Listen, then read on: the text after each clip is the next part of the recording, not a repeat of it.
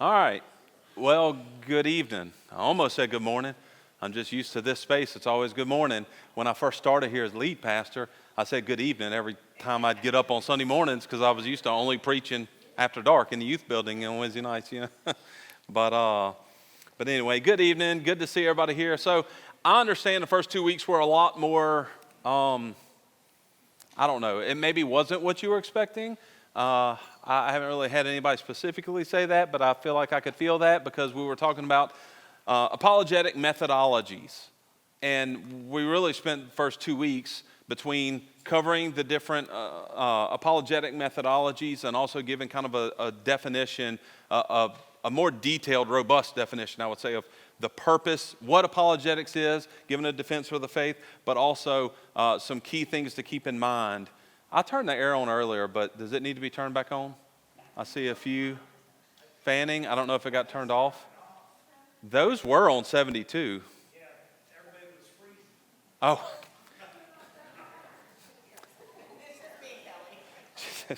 And me. I'm hot.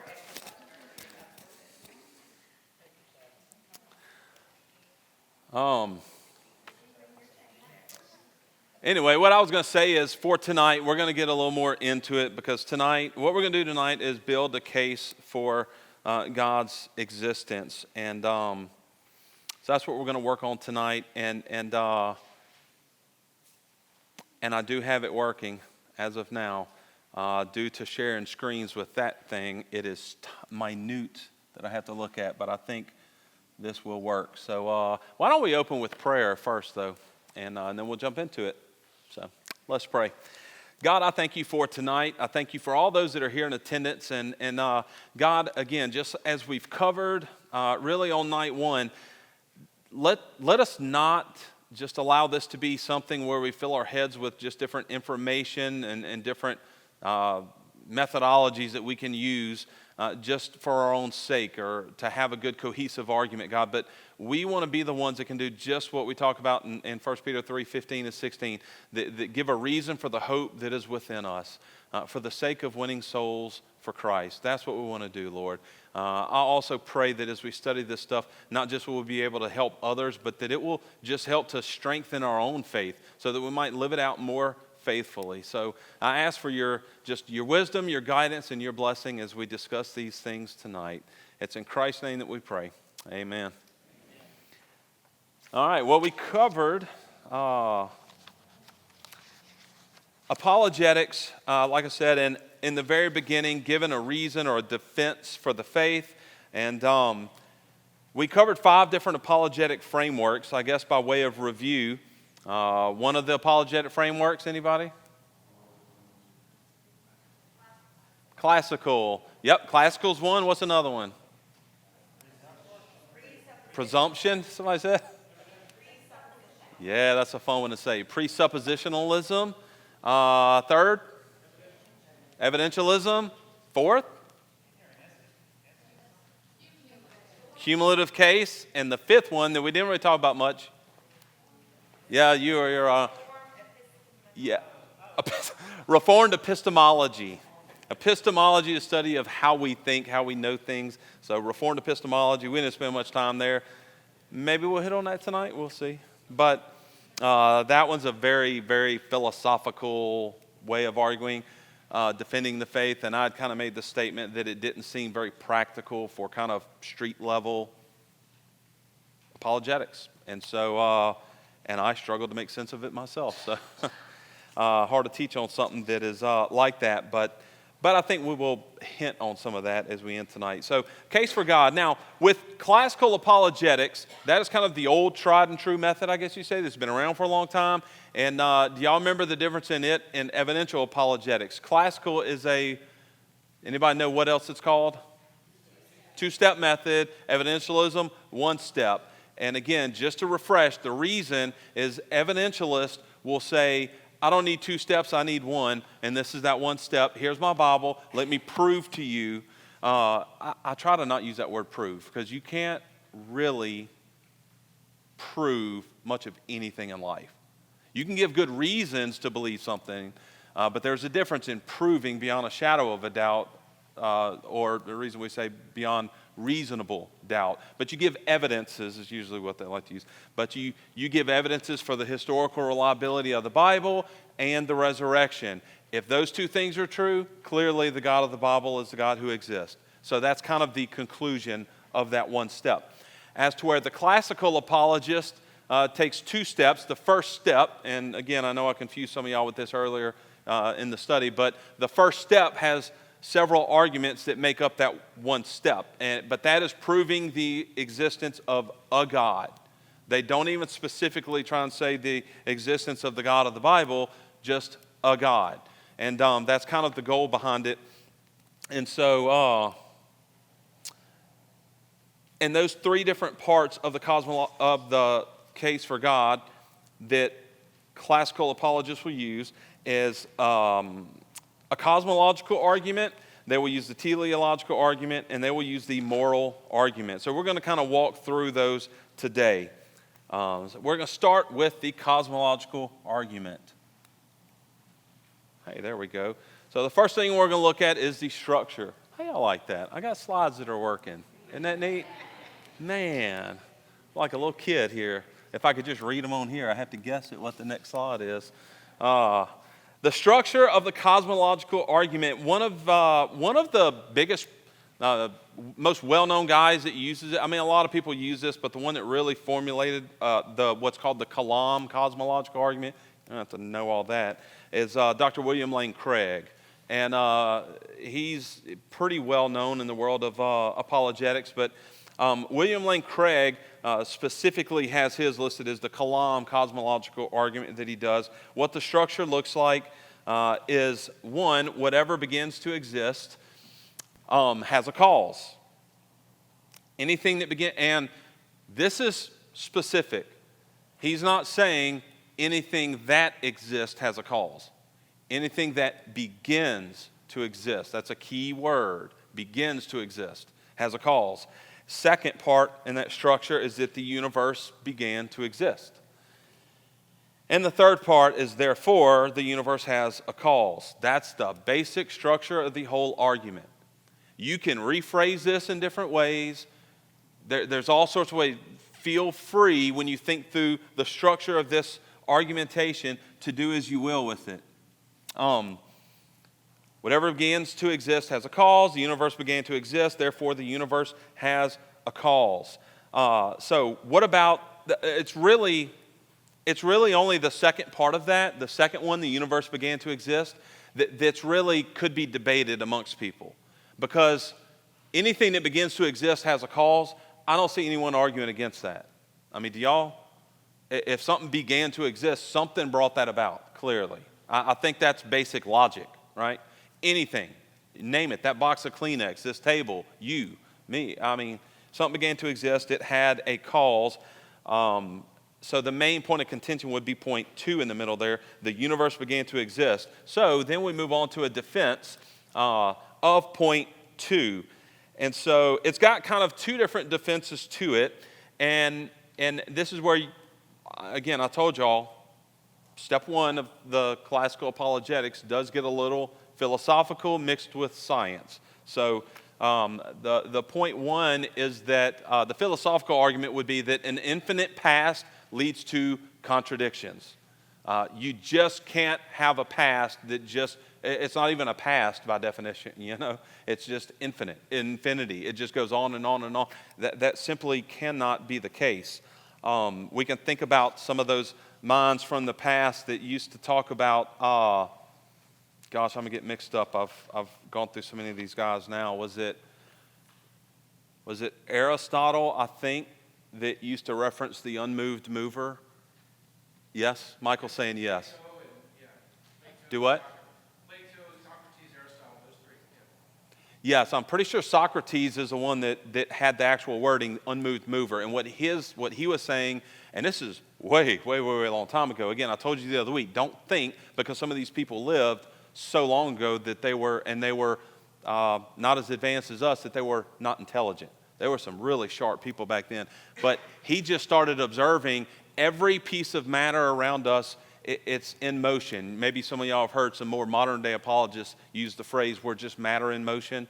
I know that gets used a lot. I think Durbin uses that phrase a lot. We're just matter in motion. Anything that's material, it's in motion. Even this table, even though you don't see it moving, everything that exists somehow is in motion. Earth, stars, everything.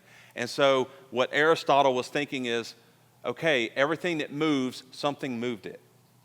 If this moves, my hand moved it. Why'd my hand move? My brain fired off things through to my nerves.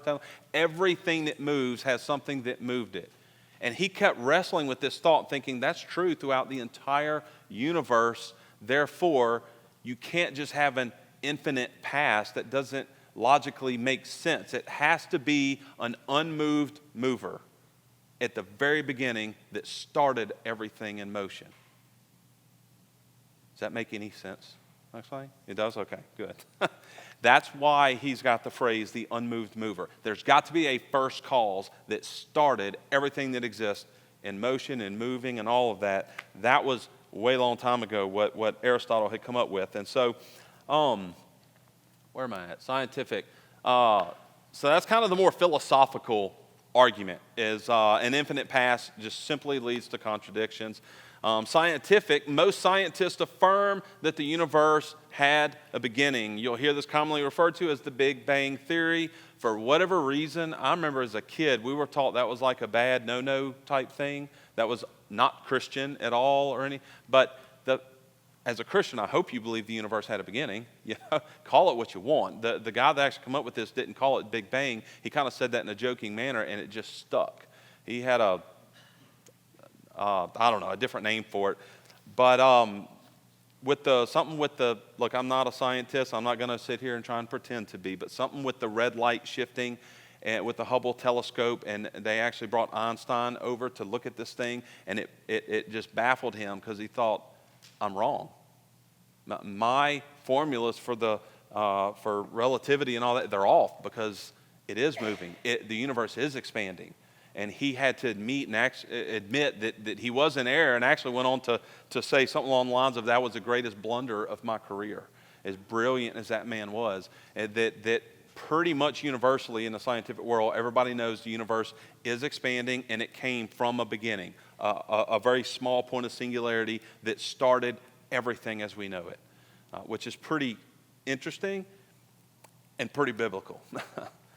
It's pretty biblical. I would hope we all believe the same thing, that it did come from something.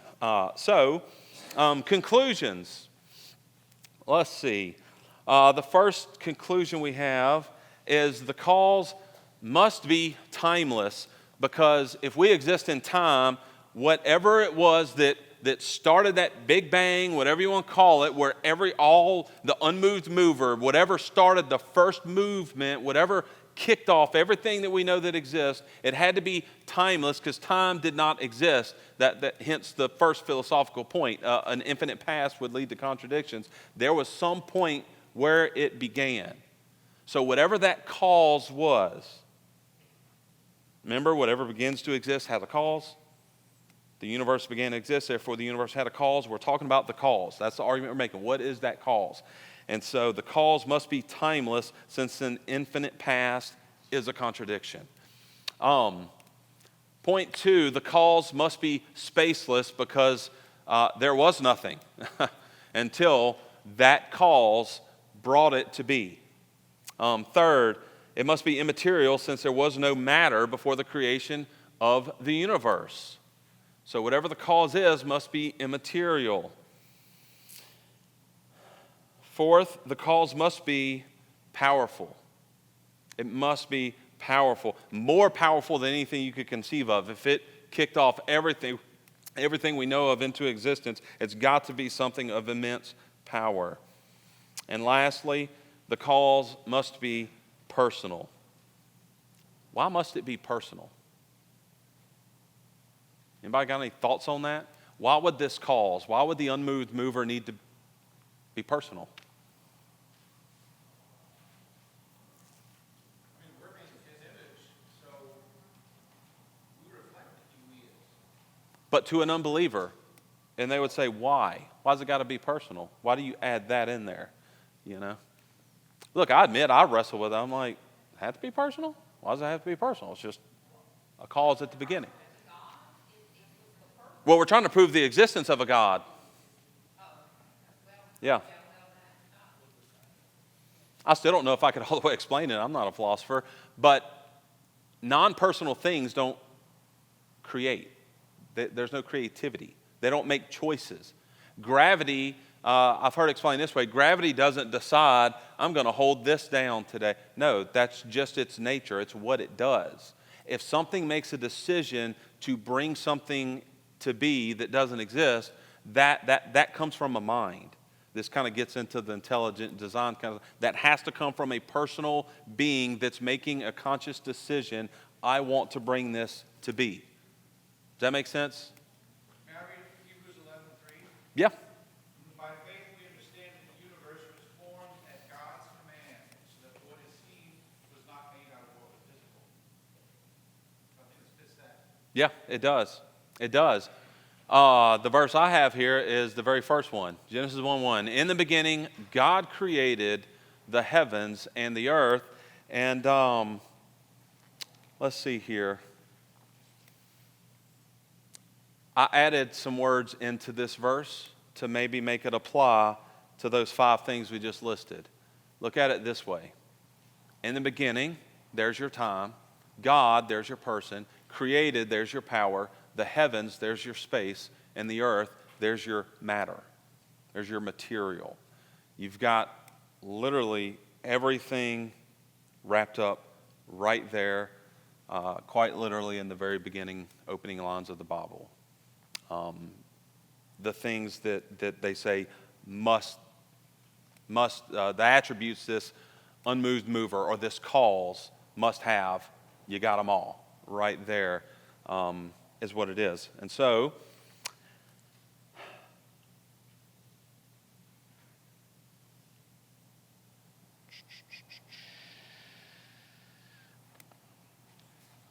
oh, I'm getting mixed up with my notes and my paper. There we go.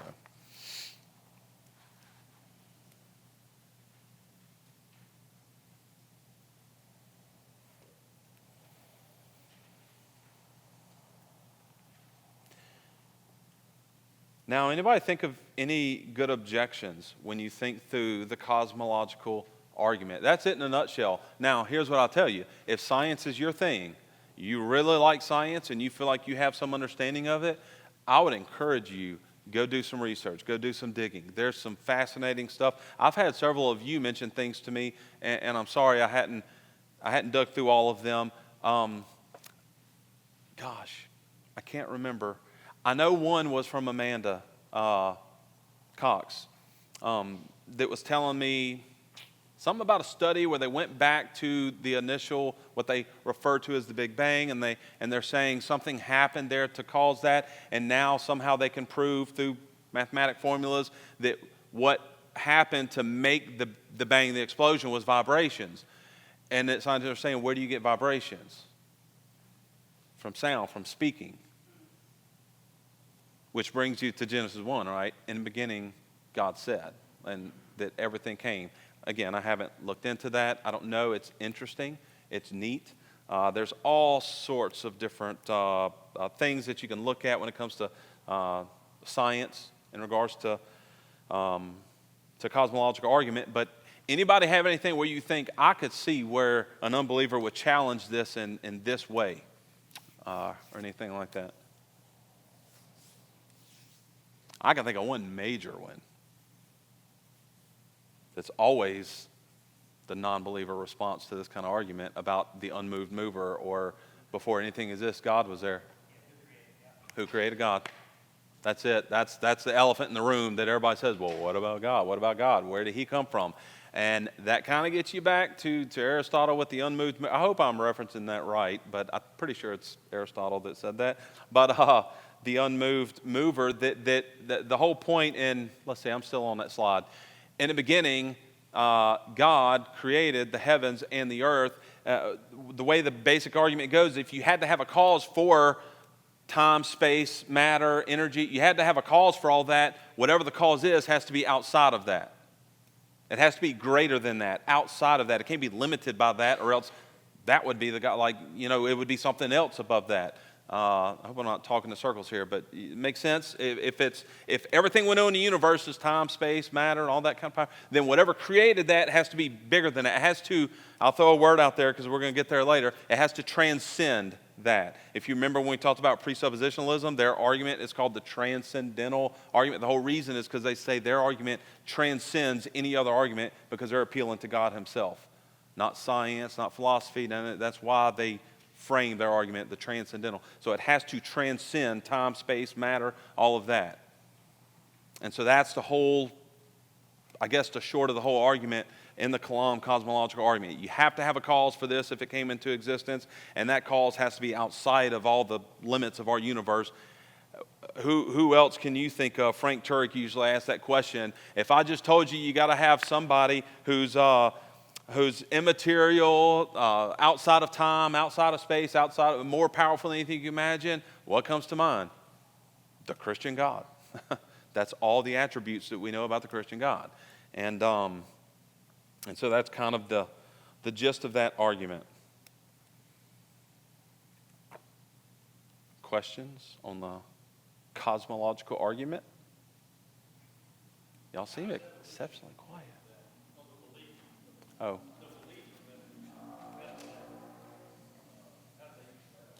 Doesn't matter. I mean, in that argument, it doesn't. It just doesn't come. You're talking about how everything came into existence, not the specifics of that. There are some Christian scientists who believe in evolution, Darwinism. I think it is steady losing ground. I think it's very quickly losing ground.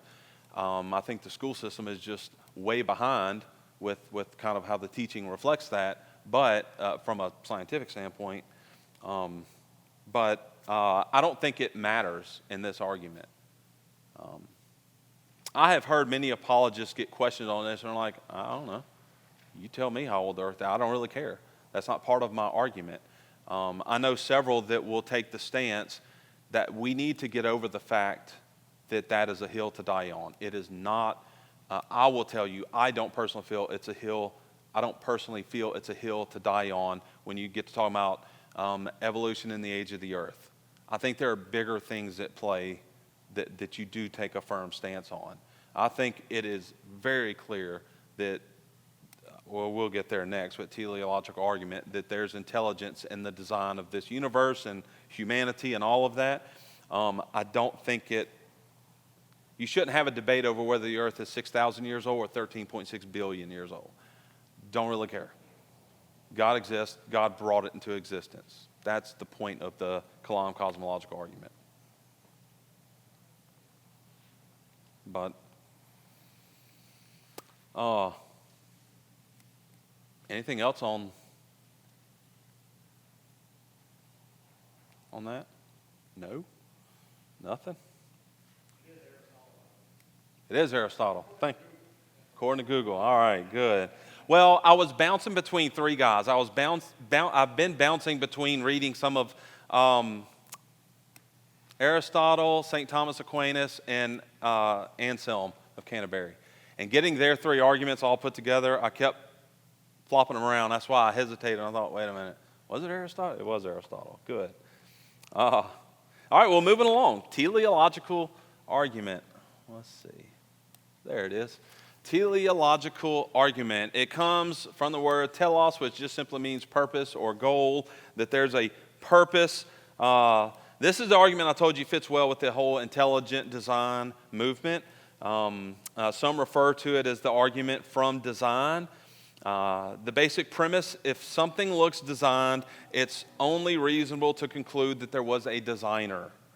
It only follows suit. And so this is very helpful if these scientific facts are known and understood by you, because it gets even more fascinating. And so because you know some of what you're talking about, unlike people like me, I just have to rely on others and what they say scientifically to see the complexity in nature and in humanity and all of that. But if you're not familiar with science, you can still use the argument in defense of the faith, though. So, see what my slides are. Well, looks like I don't have a whole lot. Yeah, I didn't put all this. Let me see what I have. Teleological. Okay, I got 1, 2, 3. Movement that fits into a movement that fits into this category. That blank in your sheet is intelligent design. Y'all probably already caught that. But as far as the 1, 2, 3, so part 1. I don't know how to make it short. Y'all can listen and write what you want. How about that? The universe exhibits order, complexity, and purpose. So those features are best explained by a designer who has intelligence as opposed to randomness. Therefore, the universe likely has an intelligent designer. We would call him God.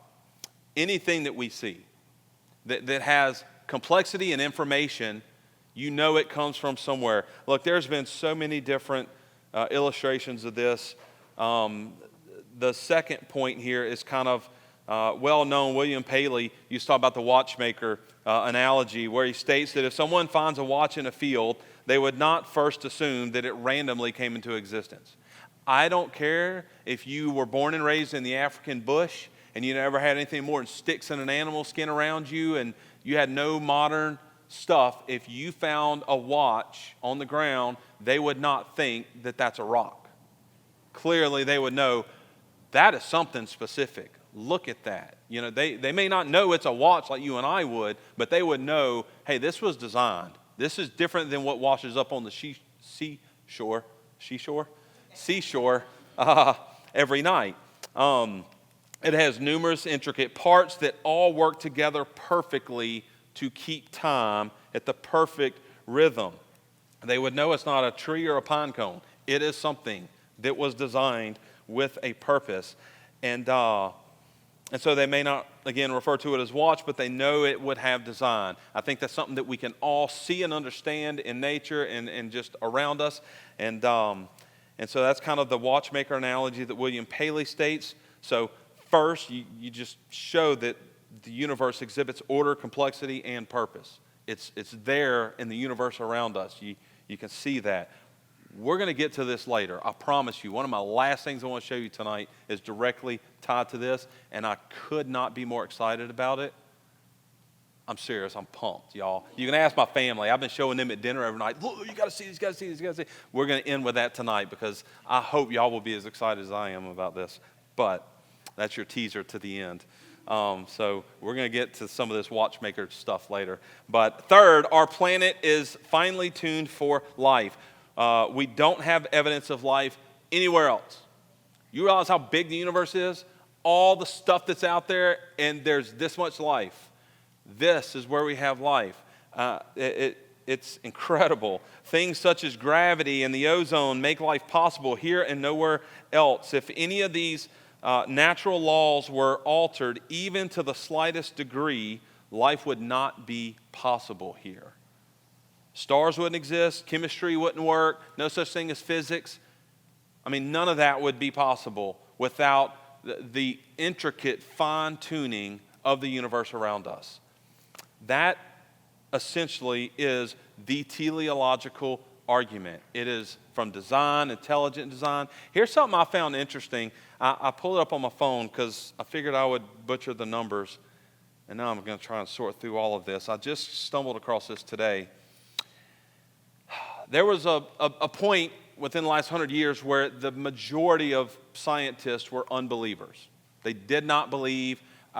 I'm not getting specific on Christianity or any of that, just theism, just belief in God, period. You know, the majority did not because the Enlightenment and all that, they felt like we had a reason, a way science has given us now with our technology, a reason to know how things came about. There's no need for God anymore. I think it was Nietzsche that claimed God is dead and saying, no need for God anymore.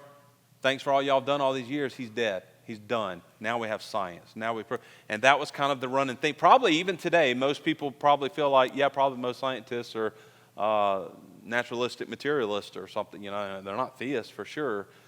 But what a Pew Research study found is that it's actually, I think, I might have put my slides in opposite order.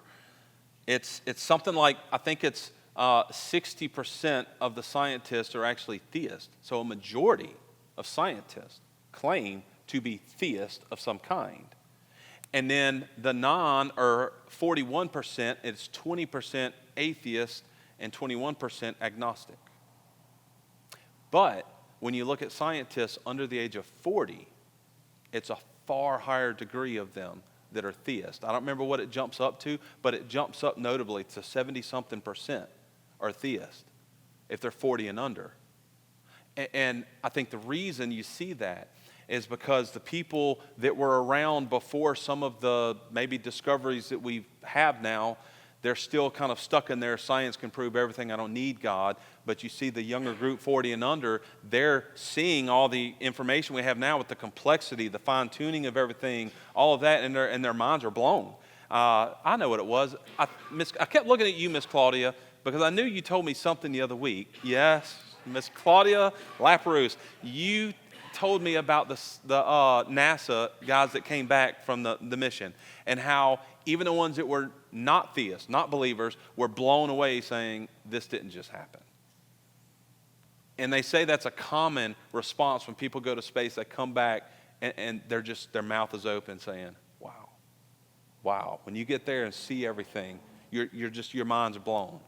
And you realize the vastness, the beauty. You realize all these things, and it's I don't know.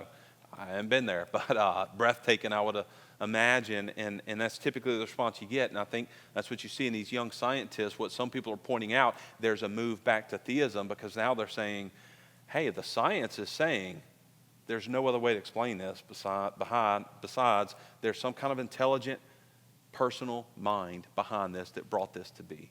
There's no other good explanation. Not scientifically. Pretty neat. Pretty neat. Any question with any of the stuff with the teleological argument, which, again, is pretty much intelligent design, the argument from design, or any of that? Anybody have any neat facts to add? I used to quiz my wife all the time. I'm not going to do it now in front of everybody. I'm not going to put her in that kind of spot. Just about stuff, because she teaches, teaching nursing school. She goes through different things with the body, babies, all that kind of nursing stuff. And she's told me several times, like, you got to hear this. And she'll go explaining something that I don't know what she's talking about. But it's amazing how the body is designed to even like with babies and I'm going to butcher this, brown or silver? What is it? Look, she's laughing saying, don't go there, Brian. You don't know what? Brown, the brown fat that they have on them that their body can use and basically eat that off to survive or do stuff, yeah. It's fascinating. Whatever it is, go talk to her about it. But she says so many times as she lectures to the students about these things, in her mind, she's thinking like, it's amazing, because you wouldn't have thought of this. I mean, it's amazing how God has designed the human body to do these things. Anyway, it's neat. Anybody? We've got some more medical people all back here. Y'all don't have anything? Do we have any scientists? Anybody that does science in any way here? Science? I mean, nursing and all that's science. That's quite literally the S in BSRN, yeah. And Mandy? Any? All right, well, how about this? Y'all want a video? You're supposed to be out the youth. We love video. There you go. We love videos. All right, I'm going to play the guy that I've told you all about that I love, Stephen C. Meyer. So listen to this clip as he talks about fine-tuning. Please work. This is the other thing we haven't talked about, is that the universe itself bears hallmarks of design. Beginning in the 1950s and 60s, the physicists began to discover that the fundamental forces of physics, many of the other fundamental parameters of physics, were exquisitely finely tuned, meaning that if you have, for example, the force of gravity, if it's a little stronger or a little weaker, life in the universe will not be possible. There's a whole range of parameters that fall within very, very narrow tolerances. And one of the scientists who discovered the first set of these fine-tuning parameters was named Fred Hoyle, Sir Fred Hoyle, great British astrophysicist. And he had been a long-time scientific atheist who opposed the discovery of the beginning of the universe, the Big Bang idea, because he thought it smacked of the Genesis account. He didn't like that. But he later himself changed his worldview upon discovering these fine-tuning parameters. And he at one point was quoted as saying that the best data we have, meaning about the fine-tuning, suggests that a super intellect has monkeyed with physics and chemistry in order to make life possible. And so we have lots of physicists today talking about our universe as a fortunate universe or a privileged planet or a Goldilocks universe where everything is just right. The fundamental forces of physics are not too strong, not too weak. The expansion rate of the universe is not too fast, not too slow. The masses of the elementary particles are not too heavy, not too light. Everything falls in this incredibly improbable sweet spot. And for many scientists, the best explanation of that seems obvious. It's the idea that the fine-tuning points to a fine-tuner. Again, I couldn't say it like Dr. Stephen Meyer. He knows all that stuff. I don't. I just rely on people like him. Yeah, like I said, he's got three books out, and he's got lots of stuff online. You can watch him explain some of the fine-tuning, and he can get as in detail as you want to get with it. He's something to watch, to listen to. So, teleological argument. And again, I'm going to come back to this guy at the very end tonight. We'll get back to him. But moving on, moral argument. So that is the third of the three most common types of argument that are given for the classical approach to apologetics. And so the basic reasoning of the moral argument, behind the moral argument, is if objective moral values exist, then God exists. Objective moral values and duties do exist, therefore God exists. I probably could have made that fill in the blanks. You're going to have to write all this stuff out, right? I'm sorry. Yeah, hold on. Let me do you one better. I think I have it right here. There. I'm sorry. I forgot to move my slides ahead. So this is it.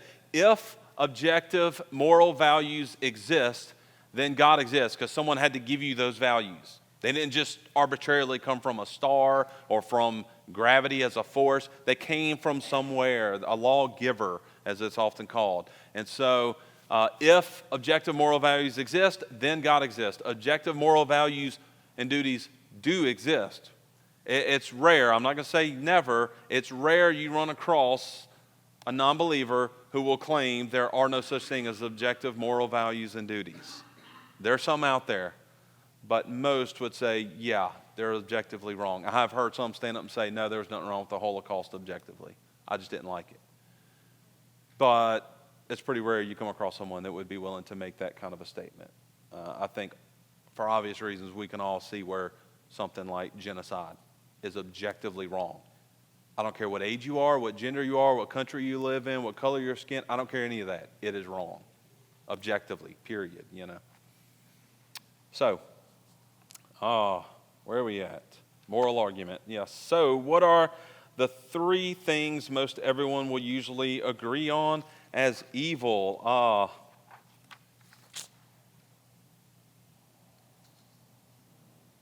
Well, I don't even I did put it in here. Okay. So the purpose is to point to this kind of objective moral standard first. We know that stealing from someone is wrong objectively, and that means stealing is wrong in Louisiana, United States, Canada, Japan, Bangladesh, wherever you go. It's not right to just take something from somebody else that they want. Even little kids, that's not one of the 1, 2, 3s. I'm sorry, I don't want to confuse you. I'm sorry. I do that to y'all often. I'm sorry. It could be, but it's not one of the main three that I was going to say everyone agrees on. But I think most of us would agree. Something like stealing. I just think of it because, I have 4 kids. When kids are real little, let one little kid take something from another little kid. What do? What? That's not fair. Give it back. Take it back. We know. It's in us. We know objectively that is wrong. Don't take that from me. Those are things that I would say it's an example of what I mean by objectively wrong. And so here's 3 things that most people believe to be objectively wrong. Genocide. I don't know anybody anywhere in any country that would believe that genocide is okay. Again, we're all adults in a room. Some of this stuff will get a little more mature, I guess you'd say. But genocide is something that anywhere in the world, they're going to say that's wrong. Rape. I don't think there's a culture that exists or has existed where they think there's not something morally wrong with that. That is wrong. There are people who may feel that way, and that's why we prosecute them. That's why universally people go after them. There's not a lobby of people trying to defend. We get that. And any kind of cruelty for pleasure. You can't just, for no reason, go beat someone and bludgeon someone just because I feel like it, for pleasure, because it makes me happy. You can't do that. I don't think there is. I think everyone, I don't care what your belief on God is, anyone would agree that is wrong. That is objectively wrong. And so it's pretty easy, I would say, when you sit down with an unbeliever, if you're having a conversation, trying to give a defense of the faith, to point to at least those three things and say, objectively, those three things are wrong. I don't care your worldview or anything, And so, so if there's an objective moral law, the way the argument goes, then who gave us this moral law to live by? And the only reasonable answer is God, or what's sometimes called in the argument the moral law giver. If you have a moral law, you need a moral law giver. And so sometimes people will claim these objective standards came about by socializing within different societies of people, and we just agreed upon them. But it appears that it would be impossible to get every culture from every place throughout all of history to agree on some of these basic moral standards. Don't you think? That sounds a little far-fetched. That sounds way far-fetched to think that we just all happen to. No, I think clearly that would evidence that okay, there's a reason. There's something within us that we know objectively this is wrong in and of itself. And so, while evolution, because a lot of the non-believers talk to are going to be big proponents of that, while evolution may be able to explain behavior, it cannot explain the obligations we have. I think that's something key to point out if you're talking to someone who's like a naturalistic materialist, someone who really hinges a lot upon the Darwinian evolution, is that evolution can explain behavior sometimes, why you act the way you do based on how you evolve, but it cannot. It fails at obligation. There's no morality to it. Survival of the fittest. Oughts, you hear it said. Why ought you to do something? Even the notion of an ought, according to evolution, means nothing. Nothing at all. And so without any of this, you end up with, as one atheist calls it in the universe, blind and pitiless indifference. Doesn't really matter. They reject any objective moral values, and that's what they admitted, that there is nothing else, just blind and pitiless indifference. You don't like it when I do this, or I don't like it when you do that, but nothing ultimately wrong with it. I just don't care for it personally. Kind of hard to explain. And so we typically call this kind of reasoning, maybe you've heard it said, an inference to the best explanation. It's an inference to the best explanation. If you have these objective moral laws, the best explanation is they came from somewhere. There's some reason we all agree on these objective moral laws, right? That's kind of the way the argument goes. Now, I want to play a clip, and I actually was going to play this last week. I was going to do the whole slide thing last week, and that did not happen. And I debated doing this, but I talked with a few people, including my guy Todd Smith, about this, because there's an apologist who is very well known, he's got a lot of books out and all that, and he passed away several years ago. And after he passed away, it came out in the open that he had some pretty significant moral failures in his life. And I know a lot of people wouldn't touch him because of that. But he had some really good material. And as it's been said, God can draw a straight line with a crooked stick. He definitely had some moral failures that unfortunately kind of smeared his name and reputation after his passing. But he's got some good material out there, and so take it for what it's worth, but I want to play this little clip of him kind of explaining in his own unique way. This guy was a Muslim and then turned atheist and had attempted to take his own life by eating, I think, a bottle full of pills, and was in the hospital getting pumped out, doing surgery. I mean, they pretty much thought he was done with. And I think a Christian, somebody came in and shared the gospel with him. He professed faith in Christ, went on to be an incredibly brilliant Christian apologist who traveled the world, wrote many books. Anyway, Ravi Zacharias. At the University of Nottingham, when I first began, a student stood up and said to me, there's no such being as God because of all the evil that is around in the world. I said, can we talk on that for a few moments? He said, yes. I said, remain standing. I'll talk to you. I said, when you say there's such a thing as evil, aren't you assuming there's such a thing as good? He said, yes. I said, when you say there's such a thing as good, aren't you assuming there's such a thing as a moral law on the basis of which to distinguish between good and evil? He struggled for a few moments with that, and I reminded him of the conversation between Frederick Copleston and Bertrand Russell. When Bertrand Russell was pushed to the wall by Copleston, Copleston said to him, Mr. Russell, how do you differentiate between good and bad? Bertrand Russell said, the same way I differentiate between blue and green. Copleston said, but wait a minute, you differentiate between blue and green by seeing, don't you? Yes. How do you differentiate between good and bad? Bertrand Russell said, on the basis of feeling. What else? Oh, wait a minute.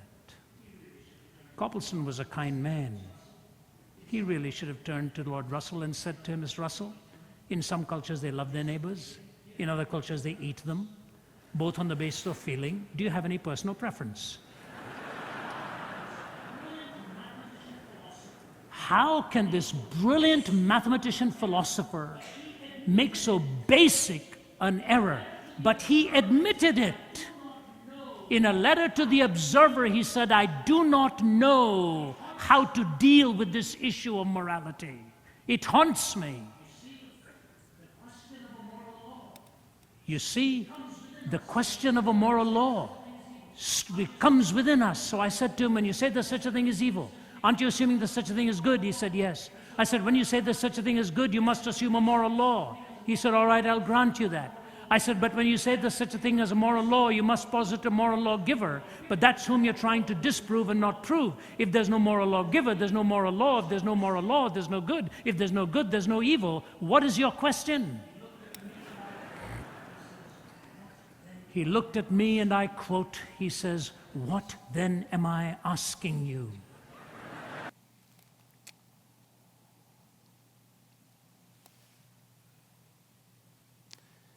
I actually have some of these a little bit backwards. I want some of these verses. I wanted to actually play a video first. Before we get there, I'll just let the verse sit there. It's a good verse. It'll fit better after our next little video clip. But let's see. I keep getting confused with the handout and my actual notes here.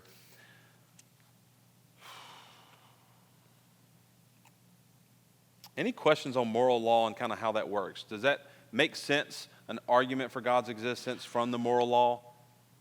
If, again, to go back to the very beginning of the moral law, if objective moral values exist, then God exists. Objective moral values and duties do exist, therefore God exists. That's kind of the short of the moral argument. Yes, you can go into way more detail on it. I had some clips that I was going to play, and I just didn't get time. This is something that, how many of y'all familiar with Jeff Durbin? Anybody here familiar with Jeff Durbin? Not many. Not as many of y'all tune into this as I thought you were. You are? Tommy? I saw him raise a hand. He said a little bit. Okay. He is a hardcore presuppositionalist. You're not going to hear him use anything else. He is a precept guy through and through. And he definitely likes to talk about the moral law all the time. And I kind of have a love-hate thing with Jeff Durbin. I think he's one of the most brilliant presuppositionalists and apologists out there. He does great in a lot of ways, but he's a little much for me to take in sometimes because I think just slow down. Don't cut people off and talk over them because you're so quick to go. And some of the terminology, he likes to use the word stardust referring to us because he's trying to He's trying to make the point. That's the whole point in presuppositionalism, is you can't make sense out of your worldview without robbing from my theistic worldview. You have to presuppose there's a God. If you don't, you have no moral values and objectives. You have no cause, no reason for anything. We're just stardust. So what if this stardust wants to stab that stardust? What's it matter to you? You don't care. You're an atheist. You have no objective moral value. It's not wrong. You just don't like it. And so he tends to go that route with people a lot, and he uses the moral law a lot with it, which good points, but you can find a little more cordial ways to get your point across usually than that. He does good. I don't want to sit here and bash on him. Just maybe giving you a little forewarning. If you go watch him, you might be like, whoa. All right. I'll see how this goes. But he's got one really interesting clip that I wanted to pull up. Again, I don't have time to download it, move it to this computer, put it, all that. But where he's talking with this young atheist at a college student. And this conversation, it was 24 minutes into it. This is what I do when I cut grass and stuff. I listen to this stuff so I can save little clips. I don't get to use a lot of them, but I've shown you all a few. But he's got one where he finally, it took 24 minutes conversation, and finally he asked the guy something. They were talking about the issue of abortion, and he finally said, basically, so what? It doesn't matter if what you do with the baby, a young baby's life. It really doesn't matter in your worldview. And the guy finally realized his argument had failed and said, you're right. I don't like it, but it's really not wrong. There's nothing wrong with it. And he said, welcome to atheism. That's your worldview. And it was a aha moment because the kid's like, gosh, I get it. And now he didn't believe him. He still was not with him, but it was revealed. It was, anyway, kind of neat.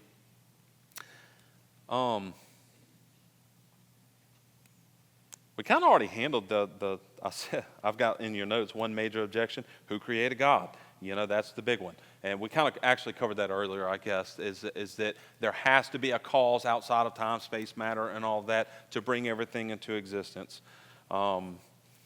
We actually, I think last week, didn't we cover fideism? Yeah, I thought we did. So I put that here. I alluded to it a little prematurely last week. Some people, and I would say a lot of Christians, kind of resort to fideism. And so what I told them last week, fideism, that is nothing more than the Latin word for faith. Gratia is grace. Some of y'all maybe heard of the 5 solas of the Reformation: sola gratia, sola fide, solus Christus.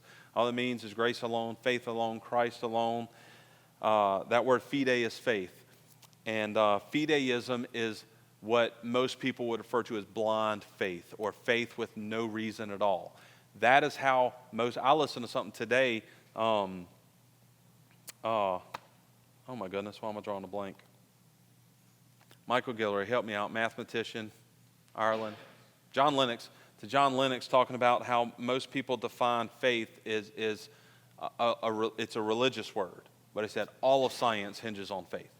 Faith simply means trust. You believe something.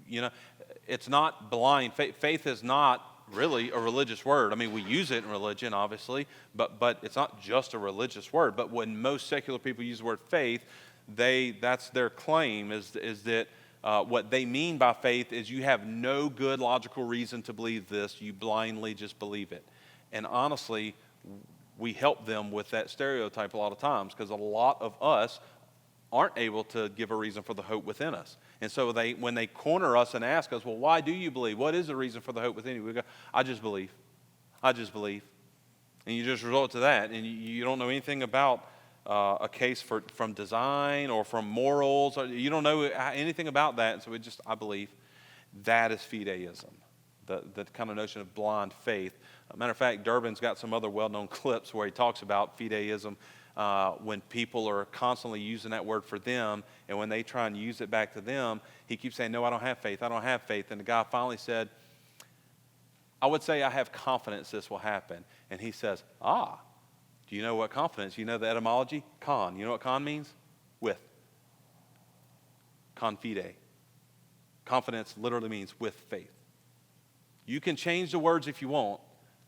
You atheists, you still have faith just like I do. Your faith is in something else, materialism. My faith is in God, and here's my reasons,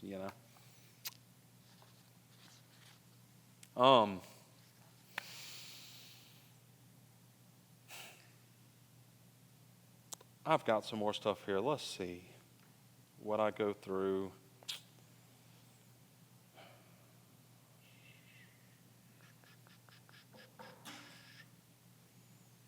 Aquinas, St. Thomas Aquinas is the one that came up with the uncaused cause, which is very similar to the unmoved mover. That was kind of the way he used it. And so, yeah. But I don't know. Does all this make sense? Do you feel like, I feel like that's three good ways you could make an argument: cosmological, teleological, moral? Yeah.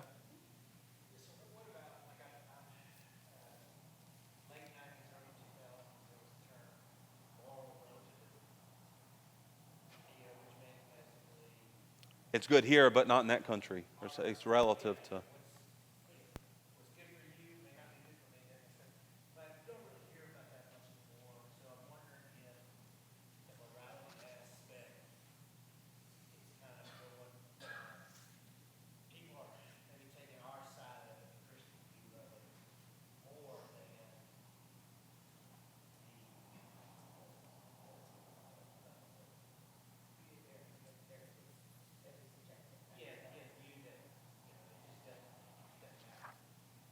Yeah.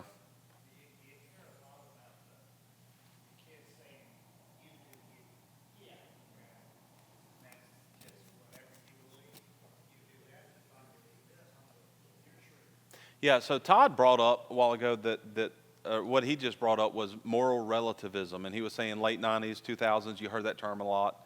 Just in case anybody can't hear, and for the video, y'all hear what he brought up.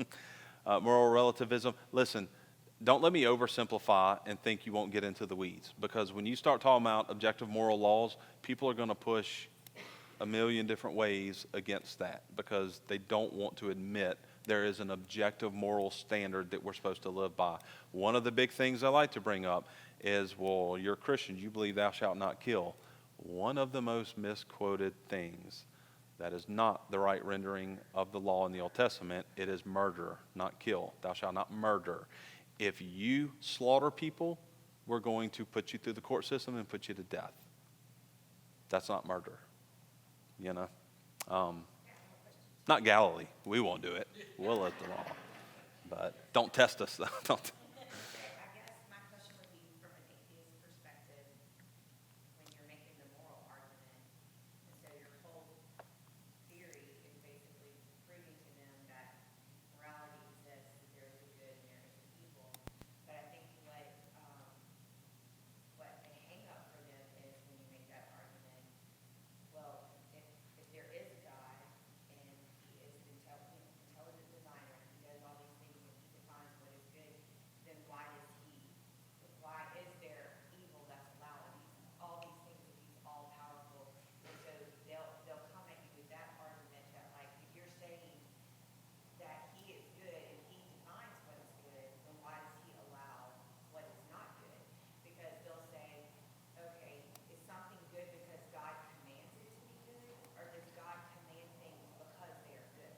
And if you can't make a distinction that goodness and God are not synonymous, then to them they can say, well, you can have goodness outside of God.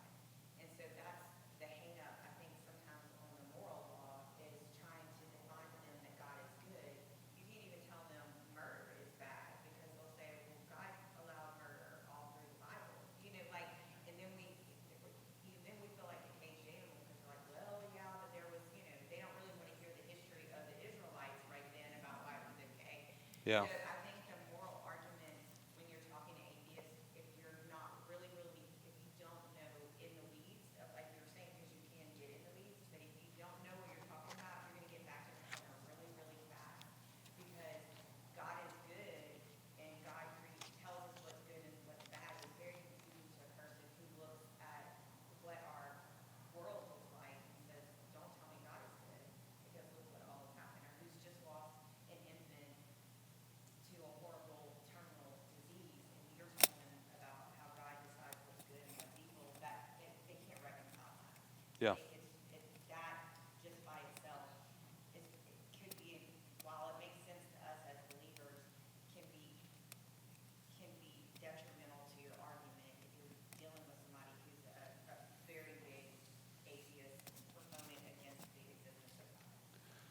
Yeah, so Betsy just brought up I guess you could say the problem of evil, and when you bring up the moral law argument, you will get a lot of people that point out immorality that we can read about that took place in the Bible, and they say if God's such a good God, and if He's all-knowing, which we all believe, He's omniscient, omniscience, all-knowing, He's omniscient, omnipotent, He's all-loving. God is love. Love is not God, though. The opposite is not the case. Just because something is loving doesn't mean, but God is love. And so we think about, there are several different ways people address the problem of evil. If there's a subjective standard, why does it happen? Why does it have to be there? And so I'm trying to think of how to address this without getting too far off kilter here, because I could really go with this one. I could go on this one theologically, not necessarily. Yeah, I got a lot of thoughts on this one. The presuppositionalists will usually point out, if we just stick with apologetic kind of framework in our answer before we get too theological with it, but the presuppositionalists would simply say, you have no grounds to even bring that up to me, because it doesn't matter in your worldview. What's good or bad? We're just stardust bumping into stardust, stabbing stardust, so what? Doesn't matter. And what they will do, they won't sit there and try and defend God, which is basically what you're doing with the problem of evil, trying to defend God. Instead, they will turn it back on the unbeliever and just say, so what? It doesn't matter. That's not my dilemma. You don't even think there is good or evil. I know how I could address that in my worldview, but that's not what I'm here to do. I'm here to show that your worldview fails at this. You have no justification for being upset over that, because it's not good or bad. All you believe is materialism. And so that's something that's hard to learn. I've even been, many times I've been told that when somebody asks you about this theological thing or that, you always respond with, what do you mean by that? Don't just say yes or no, because people have some skewed views of all sorts of things. But in presuppositionalism, they'll say, don't feel the need to jump and answer everything. You put it back on them. So what? We've gone from fish to philosopher. Your grandma, your great-great-great-great-grandma was a rock in a primordial bowl of soup. Who cares? Doesn't matter. Trying to pull the rug out from under their worldview. But if you do want to answer that, and so people go a couple different ways. So here's two basic ways people will answer it. You've got I know I've referenced him several times, but he's a big name in the apologetic world. Frank Turek and William Lane Craig, even though they're not theologically the same. One's a Molinist, one's, I'm not going to say Arminian, but Arminian-ish. But they both use the free will argument. It's a very popular argument. I reject it. I think it fails. I think it fails theologically, but I think it even fails just logically. Because, and it took me a long time to wrap my mind around how I would sum it up in short, I don't think it is logically possible to believe in a truly free being and an omniscient God. One comes at the expense of the other.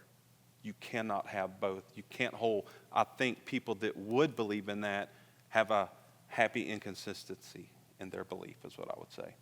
And that's fine. I'm okay with that.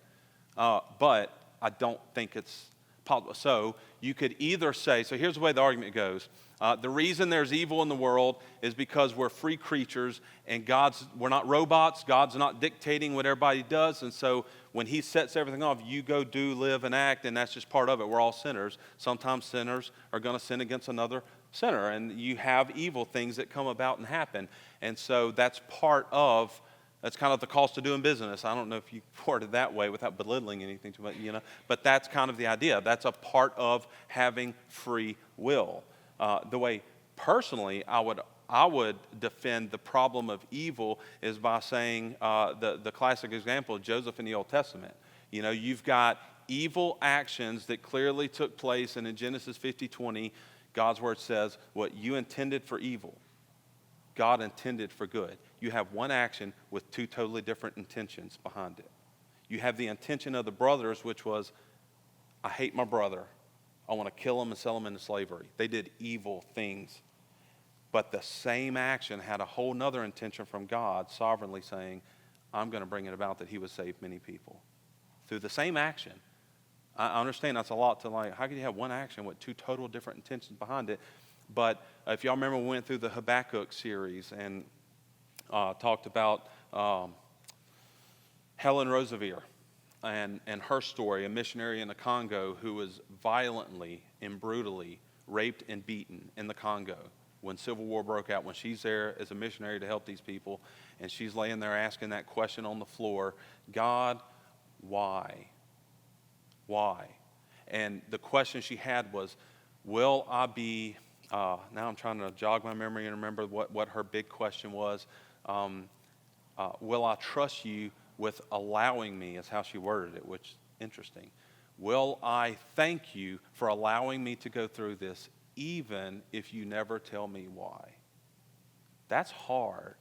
But when you see evil that takes place in the world, I think you can see many examples of God permitting. The Westminster Confession of Faith uses that word. He permits there to be evil that takes place to bring about his goodwill. And so sometimes if you knew, I think it can help us as Christians change the way we view evil. If you realize, if she knew in that moment in the Congo as all that was happening, as her teeth were getting kicked in and all that was happening to her, if she realized the thousands upon thousands upon thousands of people that would hear the gospel because of her story and come to faith in Christ and be eternally one, I think she'd make that deal any day of the week. And so it just begs the question, okay, that's good because we know how it turned out. But the question she says she felt God put on her that night as all that was going on, when that militia came into her house and overtook her, is, God, can I thank you for allowing me to go through this, even if you never tell me why? A lot of times you don't get the why. You don't get it. Evil takes place, and I think it's all part of God's plan. He doesn't do the evil, but he permits it. I think it still fits under God's sovereignty. That's the way I would answer it personally. But either way, you hear probably more Christians go the free will argument with that than what I just articulated. But thoughts or questions on?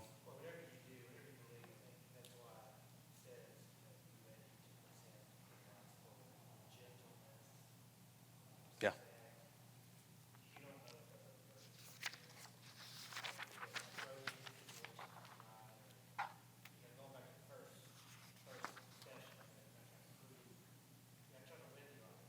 Yep. You're trying to win the person, not the argument.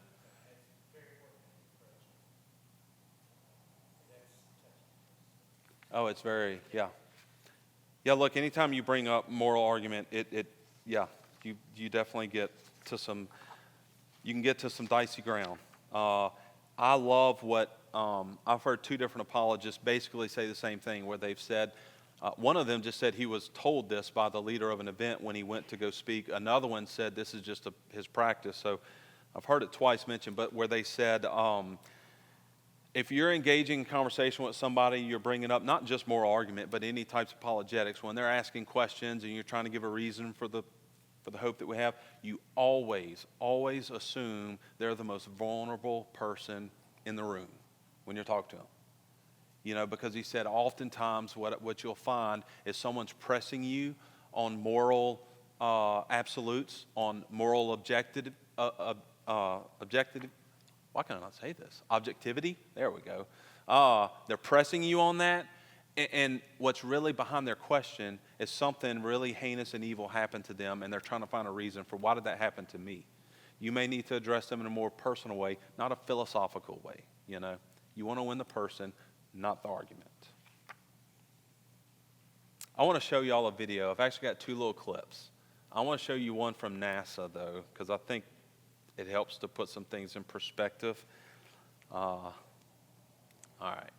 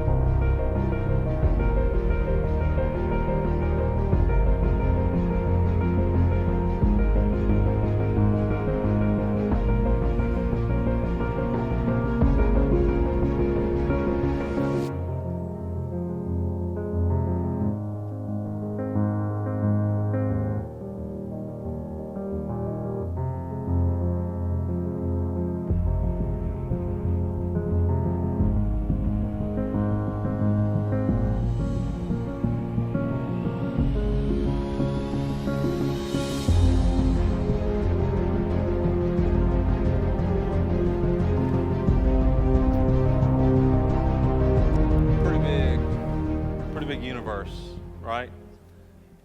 And that's where I'd put these verses in. He determines the number of the stars. He gives to all of them their names. And for as high as the heavens are above the earth, so great is his steadfast love toward those who fear him. And the next verse, as far as the east is from the west, so far does he remove our transgressions from us. Did you see what I just saw in that video with how big God's creation is? Now stop and realize, when you place your faith in Christ, your sin is removed that far. Whatever hundreds of quadrillions of light years. I mean, that's essentially what the psalmist is writing. That's how far your sins are removed. It's a pretty mind-boggling thought for me to think through that, and hopefully for you too. So, let me ask you this, closing questions before I play my one last video and tell you all about my thing I'm really, really, really excited about. No final questions on anything? All right, well, I'll tell you, next week we're going to be going through, we're going to build a case for the historical reliability of the Bible and evidence for the resurrection. That's going to be next week. That's what we're going to talk about.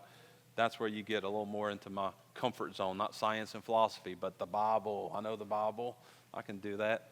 So that'll be next week. But for this week, here's how I want to end. I'm going to show you something. So I've told y'all about Stephen C. Meyer. I love Stephen Meyer and fascinated by the guy. Well, go figure, Tuesday, I think, maybe of this week, I'm looking up some Stephen Meyer stuff, and all of a sudden, I see this thing, and I said, wait a minute, what is this about?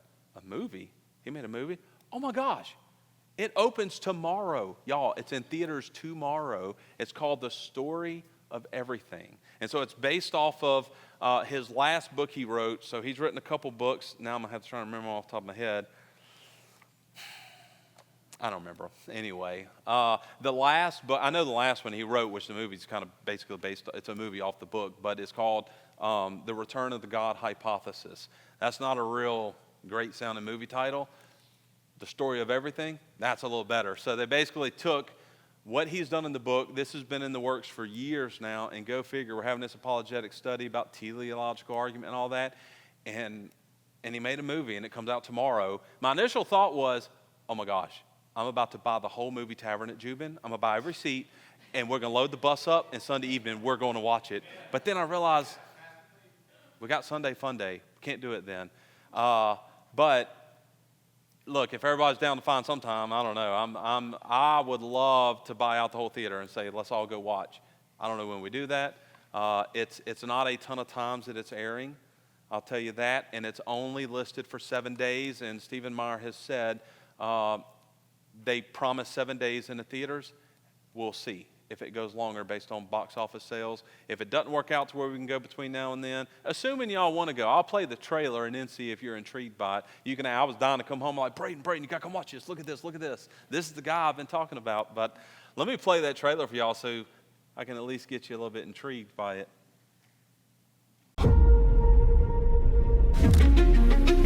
Today, I'm going to tell you a story which may seem very strange. Galileo, Kepler, Newton. Each tried to explain events in the history of the universe. Has the universe always been here, or is it finite? Is there something else that would lay these questions to rest? It reopens that question of ultimate meaning. How in the world did this start? The simulation theory? The multiverse. You can't trust what's in front of your eyes. Come on, that's ridiculous. That belongs in the movies. We want to take our metaphysical hypotheses and see what they point to. And I can remember him saying, Here is evidence for what can only be described as a supernatural event. he himself made a discovery that shook his personal philosophy. The fact the universe sprang into being at a definite moment seems to me theological. And it is science that has revealed this. We're dealing with a system of manifold, complex design. Force compared with the weak nuclear force. 1 part in 10 to the 10,000. 1 part in 10 to the 20. Turned out to be the tip of the iceberg. We associate information with a rational intelligence behind it. It had an uncanny resemblance to a digital bit string, very much like an information carrier. You can read the same segment forward to get one protein and backwards to get another. It struck us with a tremendous impact. Without guidance, we would get a life-unfriendly universe. Many organisms have beauty beyond anything that's relevant for their survival value. The concept of life as a cosmic phenomenon should have many consequences. The question then was, what does one do about it?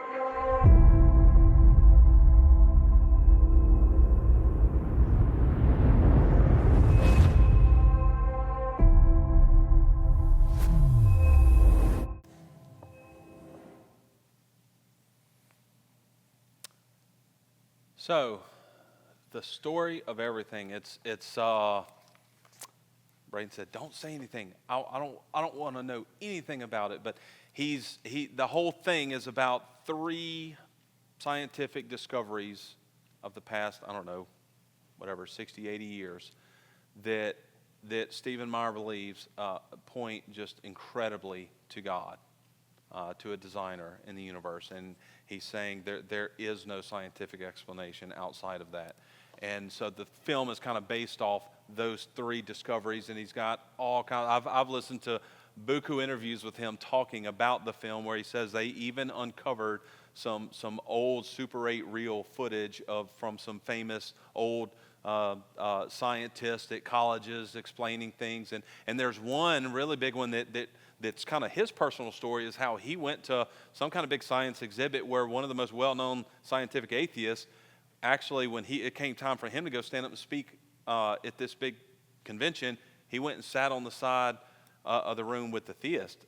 And it was kind of his way of coming out, saying, I can't accept this anymore because of these discoveries. And he believed in God. And Stephen Meyer said, I saw that as a young man and thought, wow, to know that science is actually proving God in many ways. And it's kind of the whole basis for this film. And he's got a lot of the documentation on that in there, footage from that and stuff like that. So it looks to me to be really neat. I don't know what y'all say. I watched that like 10 times. I even showed Mama D and Goo in the office. I came in and said, hey, y'all come watch this. Come look, because I just cannot wait to get to the theater. And we can't go tomorrow. We have a track meet in Metairie. But we're going to go as soon as we can to go watch this film. So what do y'all think? Does it look intriguing, exciting? I think it does. Yeah. I can't wait to go see it. So, do what? You need childcare? We'll have to find someone, to come up here and watch kids, and we'll just load the bus up and we'll all go. How about that? Yeah. I hope it stays more than a week, because, look, if not, and we just can't find a good time to go, I'm sure it won't be too long that we can get it somehow and then be able to just play it here or something, Maybe do something like that. But, what? I heard something. All right. Anything else before we pray? From anybody? Anybody volunteer to pray for us?